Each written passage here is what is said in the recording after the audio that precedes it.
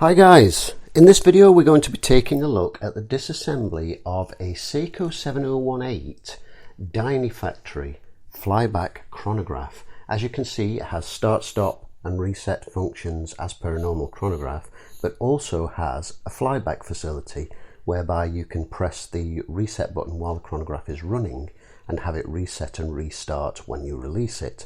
Unlike the 6138 and 6139 Suwa models, this model features the flyback functionality, and this is based on the very popular and widely used 7019 movement, whereas the 6138 and 6139 were a very unique purpose-built movement entirely.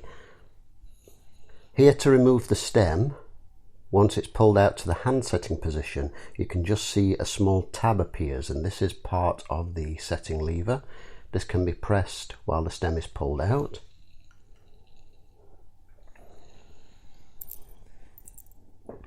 The case back gasket is removed, followed by the casing ring.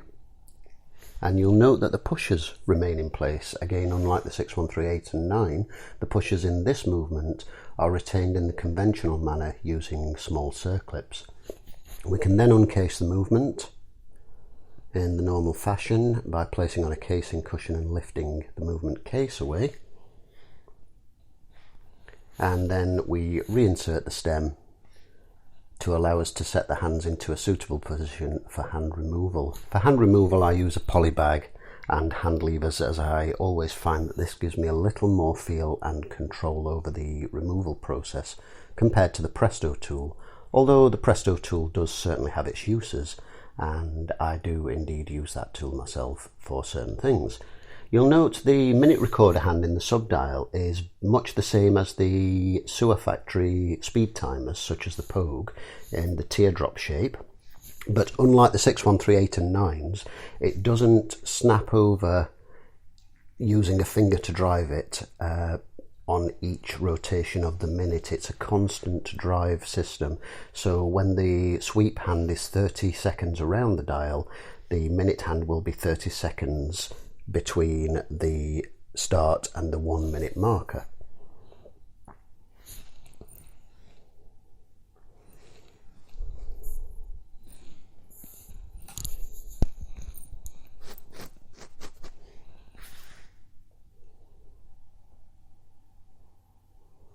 And here, although you cannot really see what's going on, I'm loosening the two eccentric screws which hold the dial feet in place. And these are quite easily visible opposite one another at the 2 o'clock and the 8 o'clock positions. Next, the dial is levered away gently. You'll note in a moment that, not having a great deal of joy with the screwdriver here, rather than risk pushing that and slipping with the screwdriver and causing some damage, I revert to my other tried and tested method of using one of my hand levers, which I find, being wider and having a very sharp narrow base, pointed base rather, allows it to fit under the dial much more easily. At this point just here, I'm removing a bit of presumably DNA which fell from the case when it was uncased. Here you can see the hand lever, which, as you can see, is doing a much better job of teasing that dial away from the remainder of the movement. The dial and movement ring lift away, as you can see, and the movement ring can only fit in one specific orientation. As you can see, it has cutouts for the stem and for the pushers. The dial side, for anyone who's stripped a 7019, will look very familiar because it is exactly the same. It has a day wheel with a retaining clip which is levered away and lifted clear, and then the day wheel lifts clear.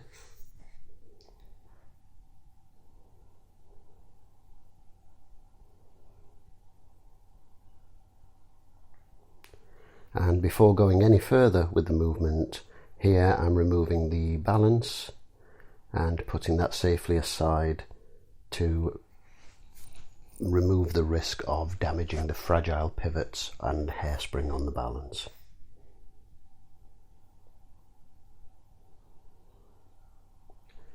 Back to the movement side, or rather the dial side, and you can see that my 7019 movement holder that I 3D printed some time ago doesn't quite fit because of the protruding parts for the start, stop and reset pushers on the chronograph. So with a couple of marks and a little bit of judicious sewing, we now have a modified 3D printed movement holder which will now hold the 7015, 6, 7 and 8 chronograph series from the Daini factory. And as you can see, it grips it nice and securely with no possibility of things flying out, slipping out. And for this reason I very much like my 3D printed movement holders. First to be removed is the day wheel jumper spring, which is retained by 2 small screws. These also form the 2 lower screws for the calendar ring retaining plate.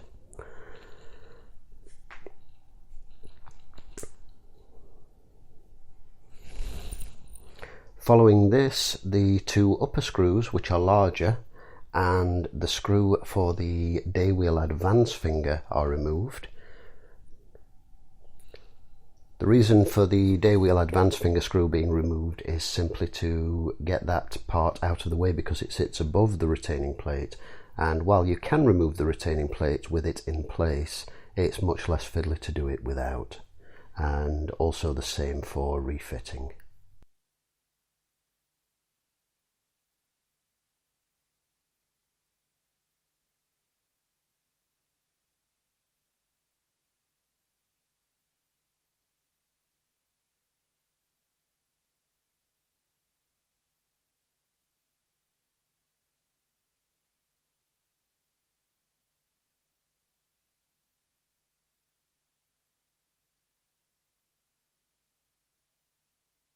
The calendar ring retaining plate is lifted clear, followed by the calendar wheel jumper spring and the calendar ring itself. And that part there was the calendar ring finger which advances the date wheel. That's the gear that drives the calendar functions, the hour wheel, and then the intermediate drive wheel which drives from the hour wheel to the calendar wheel.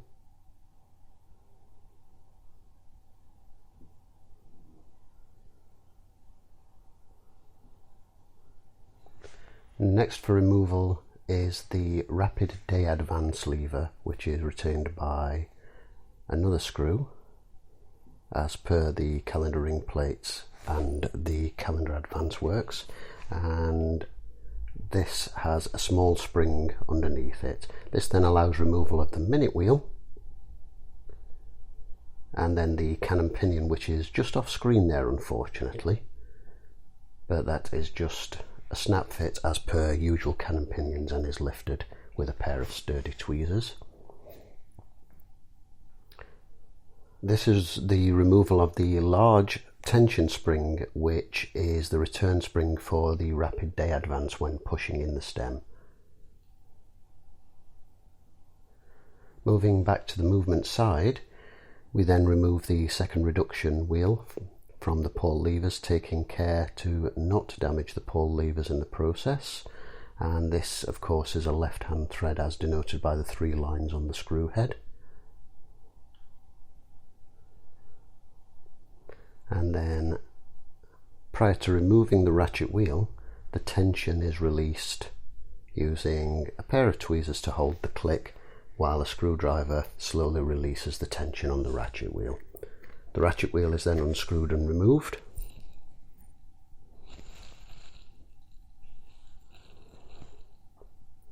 At which point we can address the main bridge. Ordinarily I would refer to these as the chronograph bridge and the train bridge, etc. However, in this case, this is kind of an all-in-one bridge, because the middle plate is more of a chronograph bridge in terms of holding the chronograph components, but the middle plate doesn't actually have any of the pivots running in it at all. It's simply a sandwich plate or spacer, as you'll see in just a moment. And the main pivot points for the mainspring barrel and the third, fourth and escape wheels are actually all in this upper train and barrel bridge plate. The click is lifted away. This click is unique to the 701, 5, 6, 7 and 8 series of flyback chronographs. And the the reset lever tension spring is released and this is lifted clear, followed by this small piece underneath which is a tension spring. The start lever, which just lifts away. The start lever return spring, which again is another long curving spring which is retained by a single screw.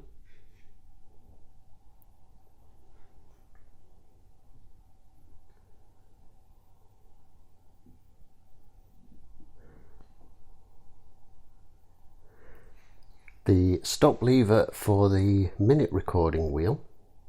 This is unique to this particular model. And then finally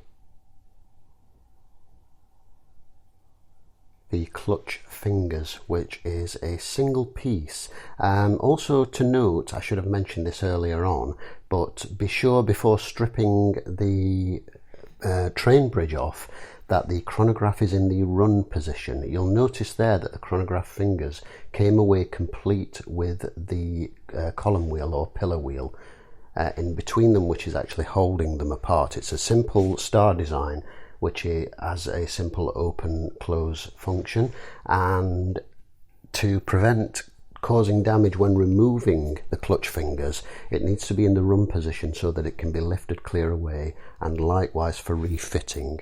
Next for removal is the spacer plate or sandwich plate that the chronograph components sit on. This is retained by 2 screws and it then just lifts away like so.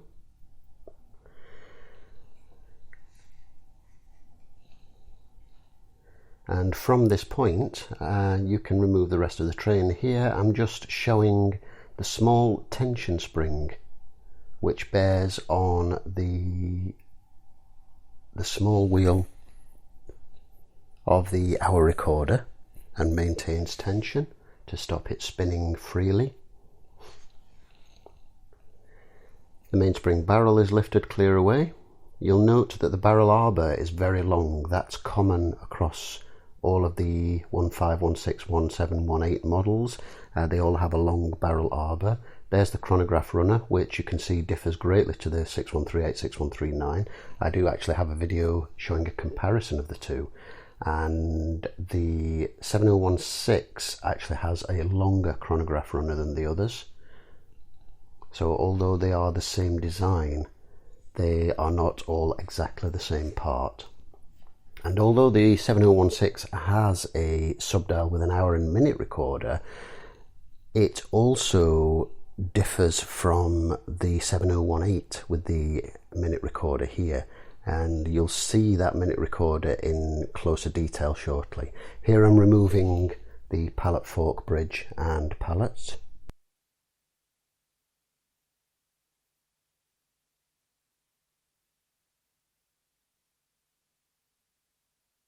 There you can see the pallet fork.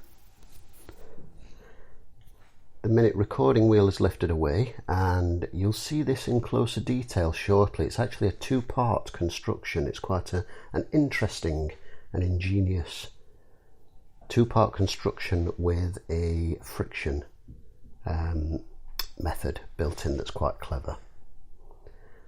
So the escape wheel,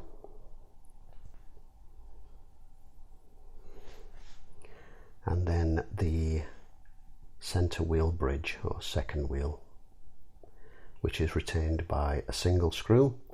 Again, this will be very familiar for anyone familiar with stripping Seiko movements, as the general layout is much the same as so many of them.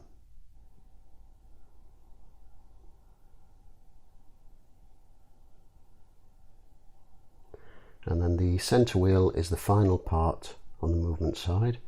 Moving back to the dial side, we can then remove the remainder of the keyless works, removing the setting lever spring, which is retained by a single screw.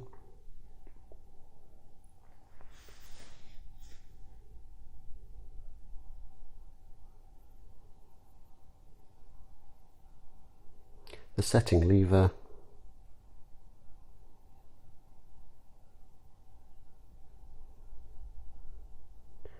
and you'll note that I don't quite adequately keep tension on the stem there as it pings out.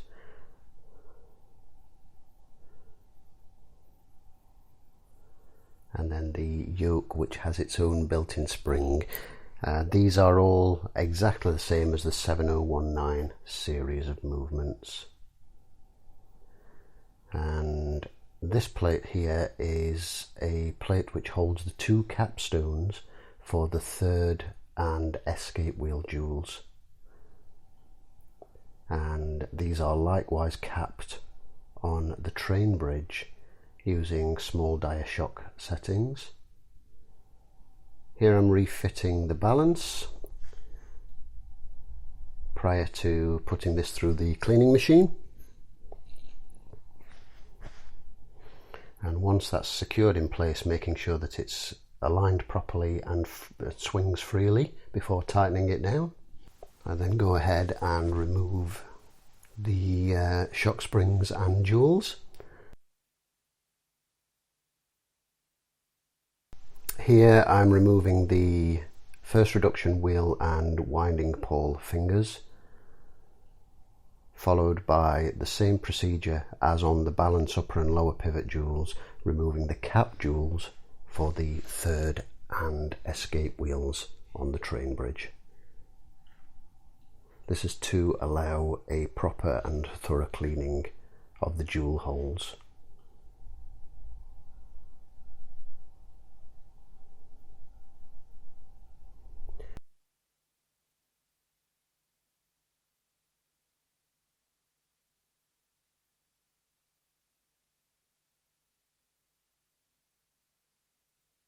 Next, I'm removing the column wheel or pillar wheel from the clutch fingers, and you can see there I've rotated that so that the fingers snap back into their ordinary original rest position before slipping that out, and refitting is done in the same manner before fitting it back onto the movement.